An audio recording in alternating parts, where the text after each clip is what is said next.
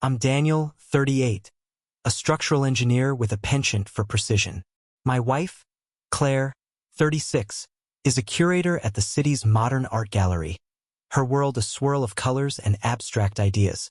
We've been married for 12 years, our life in Portland a comfortable rhythm of shared dinners, weekend hikes, and quiet evenings with our golden retriever. Max. Claire's laughter, sharp and bright, has always been my anchor. But 6 months ago, something shifted, subtle as a crack in a foundation.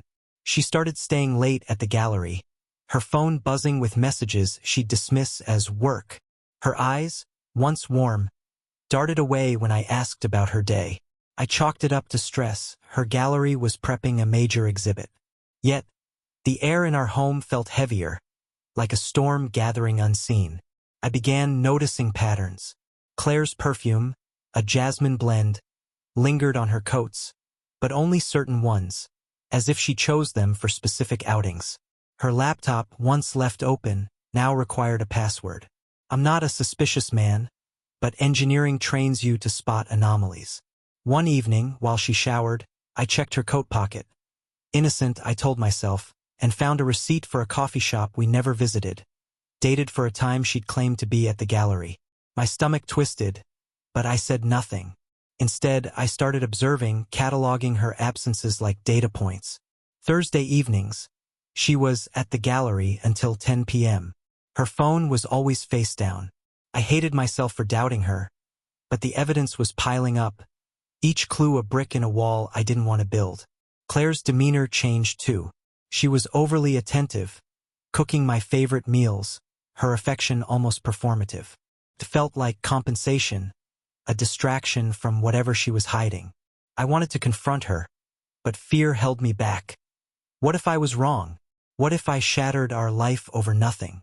So I waited, my mind a blueprint of suspicion, mapping every inconsistency.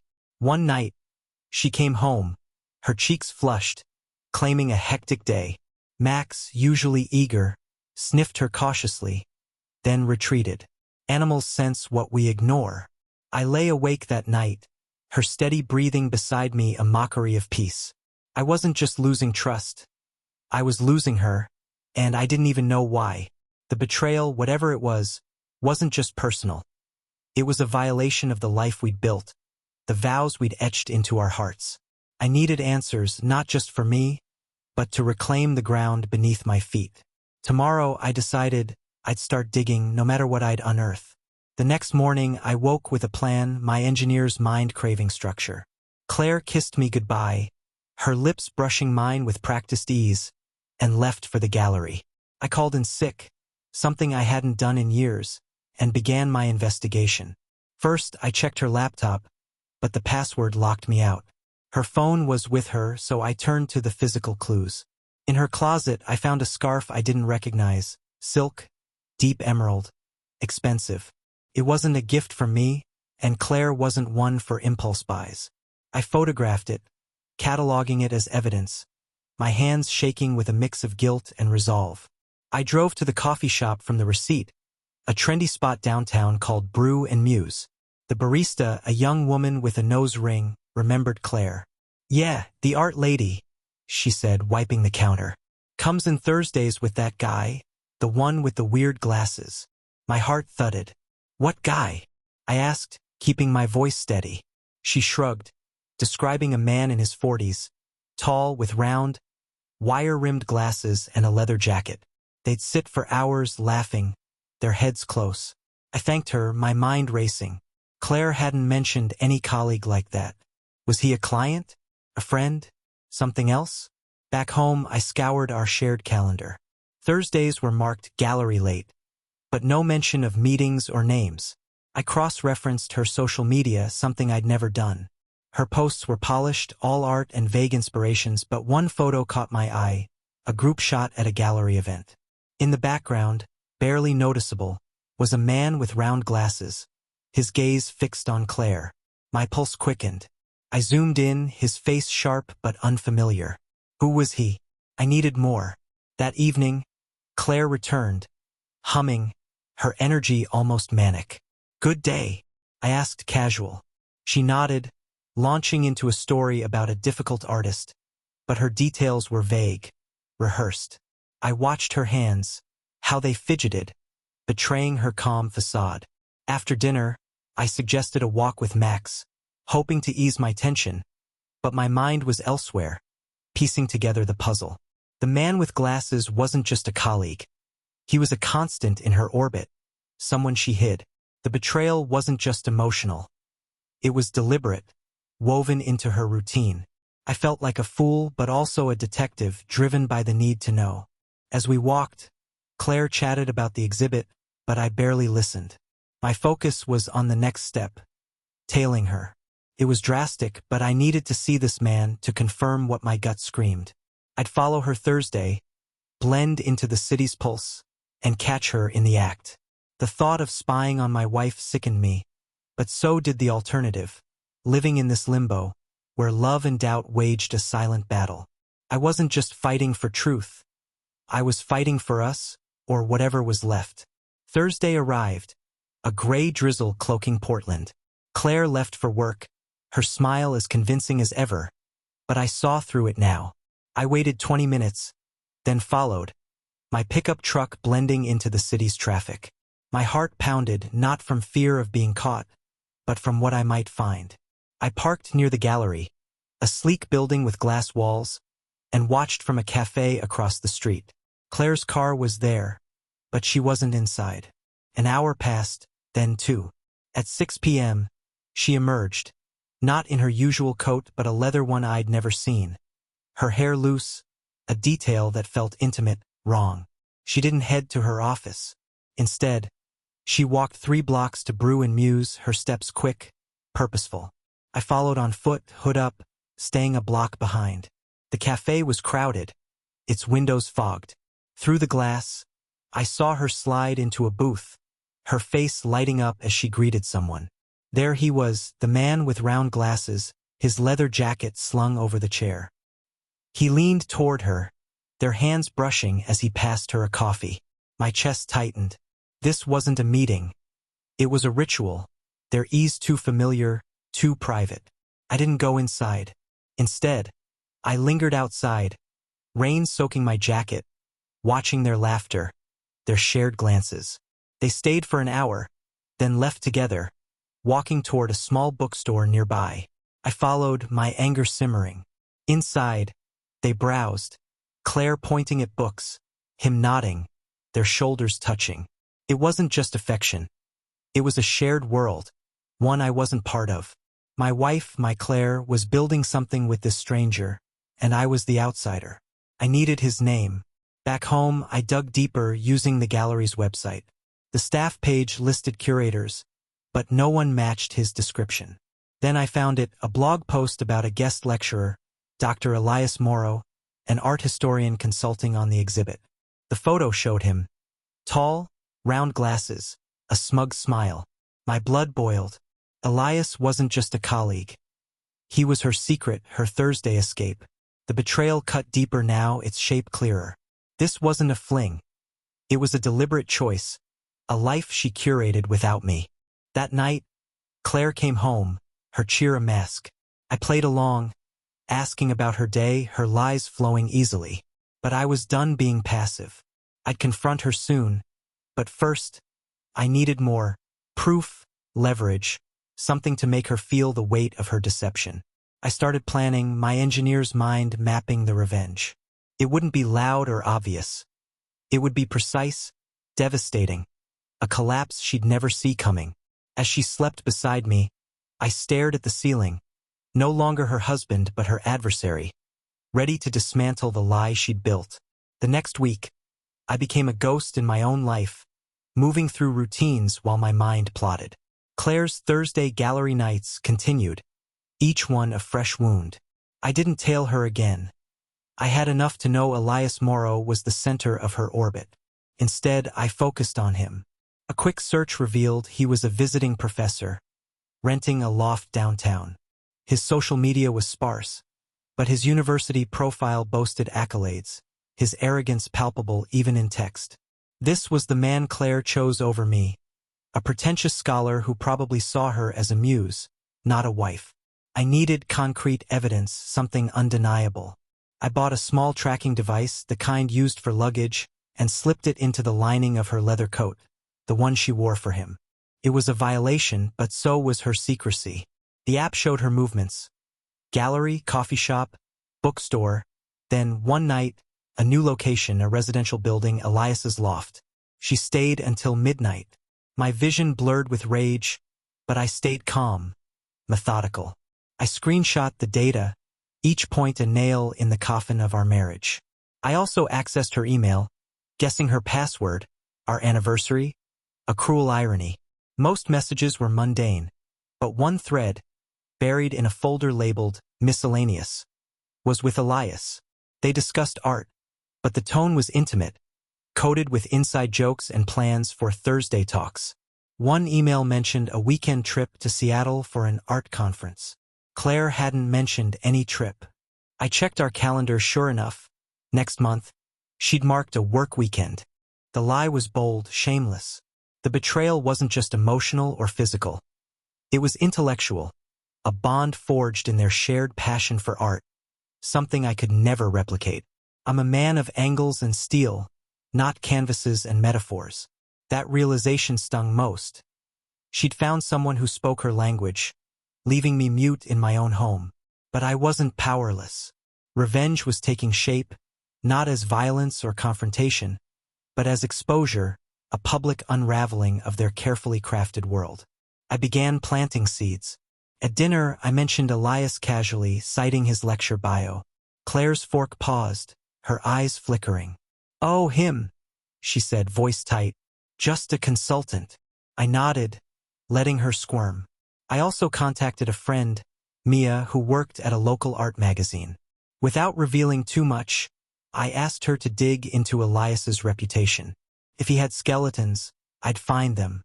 Claire's betrayal was a structure I'd dismantle, beam by beam, until she and Elias stood in the rubble. As I watched her laugh over wine, oblivious to my plans, I felt a cold clarity. This wasn't about saving us anymore. It was about justice, and I'd deliver it with the precision of a man who builds things to last, or to fall. My plan crystallized over the next week, each step calculated to maximize impact. Confronting Claire directly would give her room to lie, to spin a story I might want to believe.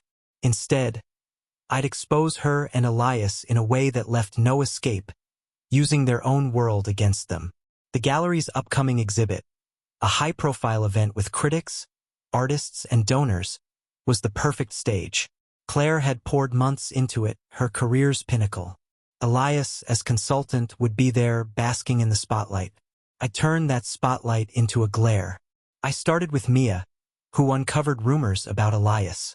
He had a history of charming curators, leveraging their influence for his career. One gallery in Chicago had quietly severed ties after he overstepped with a married director. It wasn't proof, but it was a pattern. I asked Mia to pitch a profile on the exhibit, subtly highlighting Elias's collaborations with Claire. She agreed, sensing a scoop.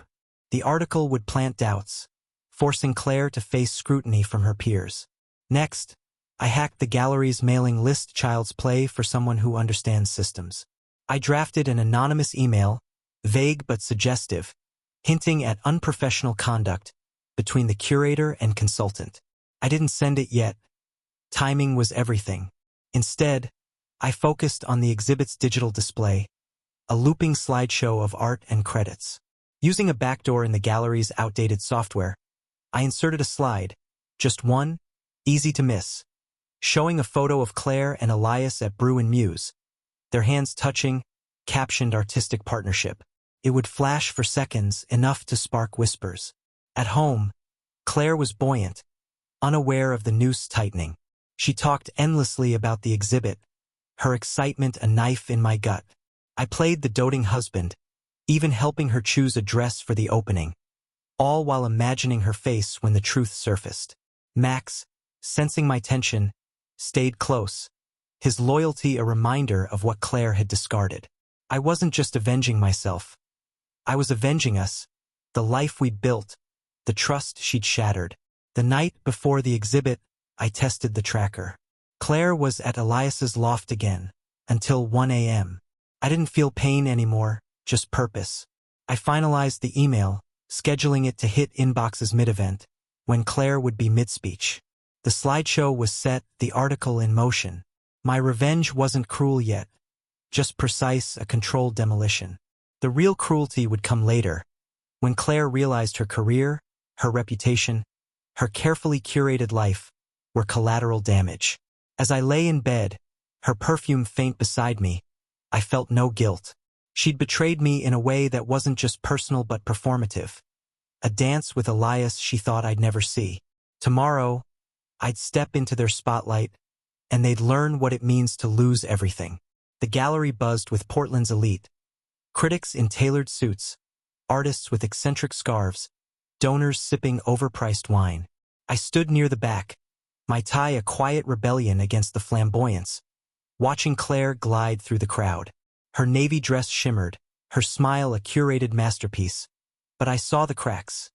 Her glance at Elias, stationed by a sculpture, his round glasses catching the light. The exhibit was her triumph, but tonight, it would be her undoing.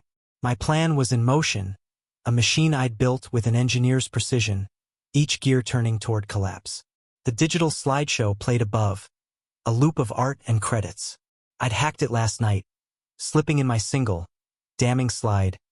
Claire and Elias at Brew and Muse, hands brushing, captioned artistic partnership. It would flash soon, subtle enough to seem accidental, loud enough to spark whispers. The anonymous email, hinting at their unprofessional conduct, was cued to hit inboxes at 8:30 p.m., mid-speech.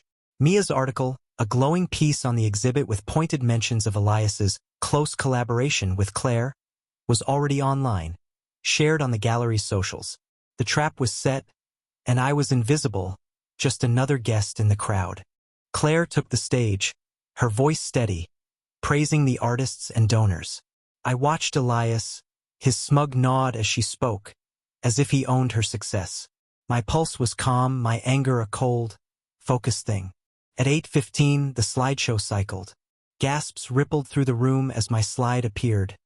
3 seconds, then gone. Claire faltered, her eyes darting to the screen, but she recovered, laughing it. Guests whispered, heads turning toward Claire and Elias. I saw her grip the podium, her face pale. The email would land any minute, amplifying the gossip. I felt no joy, only clarity. This was justice, not spite. Elias approached Claire post-speech, his hand on her arm, a gesture too intimate for colleagues. The crowd's eyes followed, the air thick with speculation. I slipped out, my role done for now. Outside, the rain matched my mood, steady and unrelenting. Claire's world was fraying, and I'd only begun. The betrayal wasn't just her time with Elias. It was her choice to rewrite our life, to make me a footnote. Revenge wasn't enough. I wanted her to feel the void she'd carved in me, to see her curated life unravel in front of everyone she valued. By morning, the gallery was a storm of whispers. Mia's article had spread, its subtle digs at Claire and Elias's partnership fueling speculation. The anonymous email, sent during the exhibit, had reached board members, critics, and artists. Social media buzzed with vague posts, nothing explicit, but enough to taint Claire's reputation. I read them at our kitchen table, Max at my feet, while Claire slept upstairs, oblivious to the tide turning. Her phone, left on the counter, lit up with notifications. I didn't check it. I didn't need to. The tracker showed she'd gone to Elias's loft after the exhibit, staying until 2 a.m. The betrayal was a living thing now, undeniable. Claire emerged, her eyes red, her smile forced. "Rough night," she said, pouring coffee. I nodded, playing the concerned husband, asking about the exhibit. Her answers were clipped, her hands trembling. She mentioned misunderstandings about the event, blaming a tech glitch for the slideshow. I let her talk, her lies a performance I no longer believed. She didn't mention Elias, but his name hung between us, a ghost she couldn't banish. I asked if she was okay, my tone gentle, and she snapped, "I'm fine, Daniel," before retreating to her office. I contacted Mia, who reported the gallery board was concerned. Claire's position wasn't at risk yet, but scrutiny was mounting. Elias, too, faced whispers. His university had received complaints about his professional conduct. My next move was riskier, exposing their Seattle conference trip. I'd found their hotel booking in Claire's email, a boutique place, romantic, not professional. I drafted another anonymous tip, this time to the gallery's director, including screenshots of their itinerary, suggesting a misuse of funds. I didn't send it yet. I wanted Claire to feel the pressure build, to sense the walls closing in. That evening, Claire announced she'd be working late, her eyes avoiding mine. The tracker confirmed she went to Elias's loft. I imagined them plotting, reassuring each other, unaware of the noose tightening. My revenge wasn't just about exposure. It was about stripping Claire of control, forcing her to face the chaos she'd sown. I spent the night refining my plan, mapping the final strikes. The cruelty wasn't in the act but the precision. Each blow timed to hit her pride, her career, her identity. As Max slept beside me, I felt a flicker of guilt, but it passed. Claire had chosen this path. I was merely lighting the way. The Seattle trip was 2 weeks away, a ticking clock in my plan. Claire framed it as a last-minute work thing, her casual tone a lie I saw through. I nodded, offering to drive her to the airport, watching her squirm as she declined. The tracker would confirm her movements, but I needed more, something to make their getaway a public scandal. I sent the anonymous tip to the gallery director, attaching the hotel booking and itinerary, framed as concern about budget transparency. I BCC'd a local art blogger known for stirring drama, ensuring the story would spread. Meanwhile, Claire's behavior grew erratic.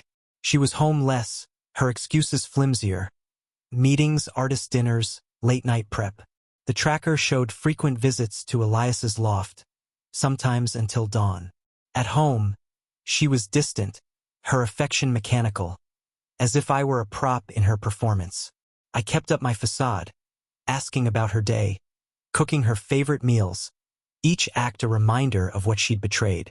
Max sensed the tension, sticking close to me, his loyalty a quiet comfort. Mia called with an update. The gallery board was auditing Claire's expenses, prompted by the tip. Elias's university was also investigating, his lectures quietly reduced. The art world, small and gossipy, was turning on them, their partnership now a liability. I escalated, contacting a freelance photographer friend, Jake, who owed me a favor.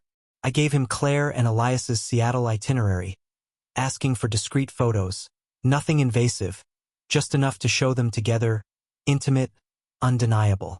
Jake agreed, no questions asked. The night before Seattle, Claire packed, her movements frantic. I watched from the doorway, asking if she needed anything. She brushed me off, her voice sharp, then softened, as if remembering her role. "I'll miss you," she said, hugging me. I hugged back, my skin crawling. She left at dawn, the tracker pinging her route to Elias's loft, then the airport. I opened my laptop, finalizing the next phase. The photos, the audit, the blogger's post, they'd hit simultaneously, a coordinated strike. Claire thought she was escaping to a romantic weekend. Instead, she was walking into my trap. The cruelty lay in her ignorance, the belief she could outrun her choices. I wasn't just dismantling her affair. I was rewriting her narrative, making her the villain in her own story. Claire and Elias landed in Seattle, the tracker pinging their hotel by noon. Jake, the photographer, was already there, blending into the city's bustle. He texted updates. Claire and Elias at a waterfront cafe, laughing, her hand on his arm. Later, at an art fair, their shoulders brushing as they admired a painting. The photos arrived that evening, crisp, intimate, unmistakable. Claire's smile, once mine, now belonged to him. I saved them, my anger a quiet hum, no longer wild but focused. The gallery audit was underway, the director probing Claire's expense reports. My tip about the Seattle trip had raised flags, and the blogger I tipped was digging, her posts hinting at scandal brewing at the gallery. I sent her Jake's photos anonymously, captioned "Curator's Weekend Work." She'd post them soon, timed for maximum impact. I also leaked the photos to a rival curator, a woman Claire had clashed with, knowing she'd spread them through the art world's grapevine. Back home, I kept busy, walking Max, meeting clients, my routine a mask of normalcy. Inside, I was a conductor orchestrating Claire's downfall. The cruelty wasn't in the exposure but the betrayal's mirror. She'd hidden a life from me, so I'd make her life public, every choice dissected. I imagined her returning from Seattle, expecting to slip back into our marriage, only to find her world fractured. The gallery, her peers, her identity, all tainted by her own actions. That night, Jake called. Claire and Elias had dined at a rooftop restaurant, their tables secluded, their hands linked. He'd caught a final shot, them entering their hotel room, Claire's laugh echoing down the hall. The image burned, but I thanked him, my voice steady. The photos were dynamite and I held the match. I scheduled another anonymous email to the gallery board, attaching the photos, set to send Monday, when Claire returned. The blogger's post would hit simultaneously, a 1-2 punch. Elias's university would get a copy, ensuring his career took a hit. As I walked Max under the stars, I felt no triumph, only resolve. Claire's betrayal had rewritten our vows. My revenge would rewrite her future. Monday morning, Claire's flight landed. The tracker showed her heading to Elias's loft, not home. I sat at my desk, finalizing the email to the gallery board. It was clinical, attaching Jake's photos, questioning Claire's professional judgment. I sent a duplicate to Elias's university, citing ethical concerns. The blogger's post went live at 10 a.m., the photos captioned with snarky innuendo. By noon, Art World X accounts were buzzing, tagging Claire and the gallery.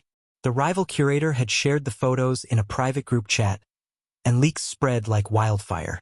Claire called at 1 p.m., her voice shaky. "We need to talk," she said, no preamble. I agreed, suggesting dinner at home. She arrived at 6, her face drawn, her usual poise gone. The gallery had called an emergency meeting, she said, about budget issues. She didn't mention Elias or the photos, but her eyes darted, searching mine for what I knew. I played dumb, asking gentle questions, letting her squirm. She lied, blaming miscommunications, her hands twisting her wedding ring. After dinner, she checked her phone, her face crumpling. The gallery board had emailed, requesting a formal review of her conduct. Elias texted her, their chat open before she snatched the phone away. I didn't react, washing dishes, my calm ablaze. The betrayal was no longer a secret. It was a spectacle, and she knew it. My revenge was peaking, but the cruelest part was yet to come. Making her live with the wreckage, knowing I'd engineered it. As she retreated to her office, I petted Max, my ally in this silent war. Claire thought this was the worst. She had no idea what I'd planned next. Claire's world was unraveling, and I watched it like an engineer inspecting a failing bridge. The gallery board's review was swift, their email arriving Tuesday morning while Claire sat across from me, picking at her breakfast. She hadn't slept, her eyes hollow, her phone silent after a flurry of texts from Elias.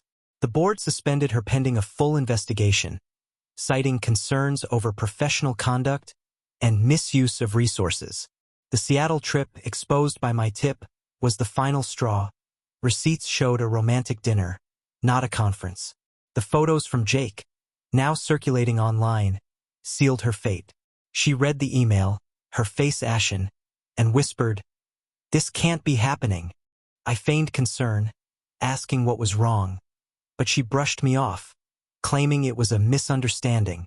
Her lies were crumbling, each one a pebble in an avalanche. I knew Elias was facing his own reckoning. His university had canceled his lectures, and a scathing ex-post from a former colleague hinted at prior scandals. My revenge wasn't just about Claire. It was about dismantling their shared illusion, exposing them as frauds in their curated art world. I'd planned one final strike, something to ensure Claire felt the betrayal's weight as I had. That afternoon, I met Mia at a cafe. She'd heard the gossip. Claire's suspension was the talk of Portland's art scene. I asked her to amplify it, suggesting an anonymous source had more on Claire's unethical partnerships. Mia, sensing a career boost, agreed to write a follow-up, focusing on the gallery's mismanagement under Claire. I fed her just enough vague details about the Seattle trip, the slideshow hack, without implicating myself. The article would hit tomorrow, a public flogging Claire couldn't escape. As I drove home, Max in the passenger seat, I felt the weight of my actions. This wasn't vengeance for sport. It was justice for a life she'd discarded. Claire was home when I arrived, curled on the couch, staring at nothing. She didn't mention the board, but her silence screamed defeat. I cooked dinner, my normalcy a cruel contrast to her chaos. After she went to bed, I checked the tracker. Her coat hadn't moved from Elias's loft since yesterday. She was clinging to him, unaware he was sinking too. My final move was ready. A package, anonymous, to be delivered to the gallery tomorrow. It would be the blade that severed her last ties to her world. As I lay beside her, her breathing uneven, I felt no pity. She'd built this trap with every lie. I was merely springing it. Wednesday dawned gray, matching Claire's mood. She left early, saying she had a meeting, but the tracker showed her at Elias's loft. I didn't care anymore. My focus was the package. I'd compiled a dossier, emails between Claire and Elias, screenshots of their Seattle itinerary, Jake's photos, even the coffee shop receipt from months ago. Each piece was a thread in the tapestry of their betrayal, woven with care. I'd printed it all, bound it in a sleek folder, and addressed it to the gallery board, marked confidential, curator misconduct. A courier delivered it by noon, no return address, no trace to me. Mia's article dropped at 10 a.m., a brutal exposé on the gallery's troubled leadership. It didn't name Claire outright, but painted her as a curator whose personal entanglements compromised her role. The X comments were merciless, art insiders piling on, some mentioning the slideshow, others the Seattle photos. Claire's name trended locally, a scarlet letter in digital ink. I monitored it from my office, my clients none the wiser. Max, sensing my tension, nudged my hand, his warmth grounding me. This wasn't about hate. It was about balance, restoring the equilibrium Claire had shattered. By evening, the board called Claire in.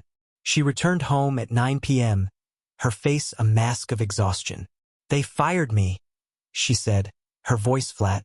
I asked why, my tone gentle, and she snapped, "You wouldn't understand," before storming to her office. I didn't follow. The package had done its job. Her career, her identity as a curator was gone. Elias, too, was out.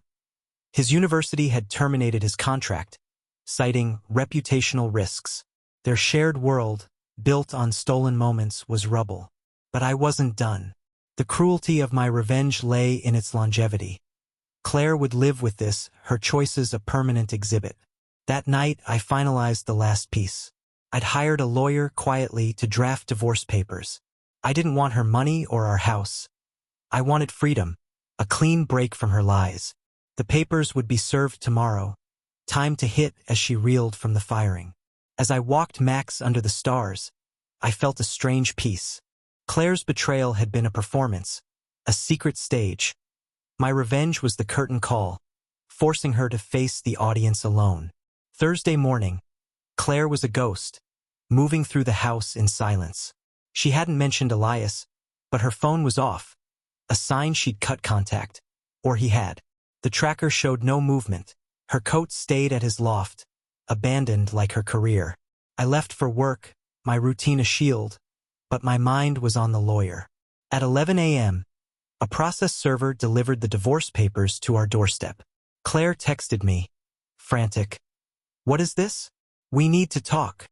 I didn't reply. Let her stew, let her feel the ground shift as I had. When I got home, she was waiting, the papers on the table, her eyes red. "Why, Daniel?" she asked, her voice breaking.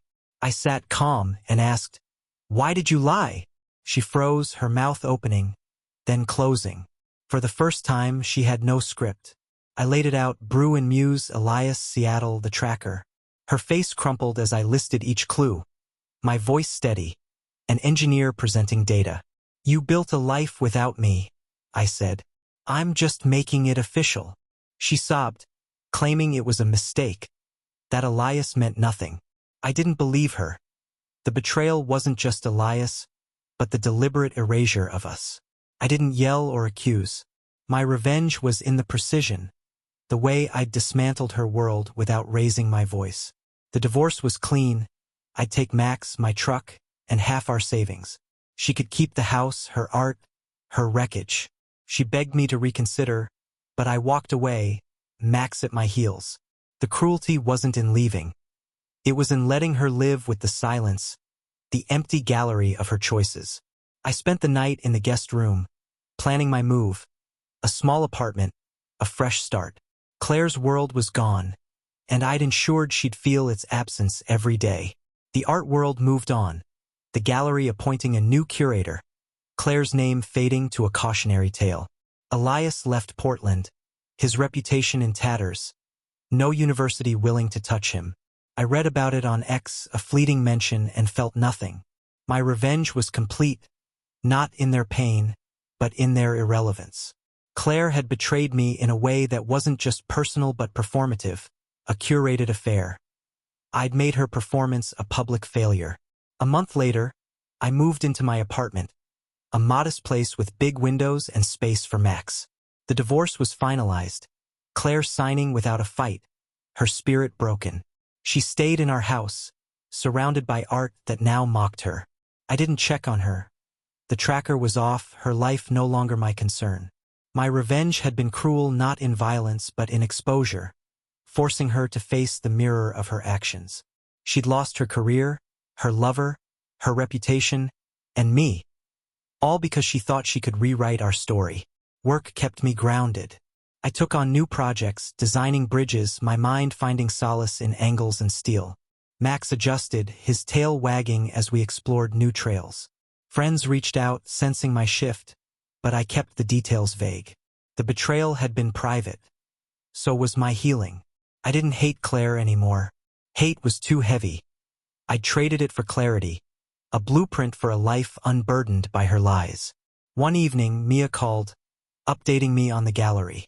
The new curator was thriving, the scandal a footnote. She asked how I was, her tone hinting she suspected my role. I thanked her, deflecting, and hung up. The art world wasn't mine, but I'd left my mark, a hidden signature in Claire's downfall. The cruelty of my revenge was its permanence. She'd carry the weight, while I walked free. I petted Max, his loyalty a reminder of what mattered. The past was a collapsed structure. I was building something new. 6 months later, I stood on a completed bridge, my design, its arches strong against the sky. Max waited in the truck, my constant.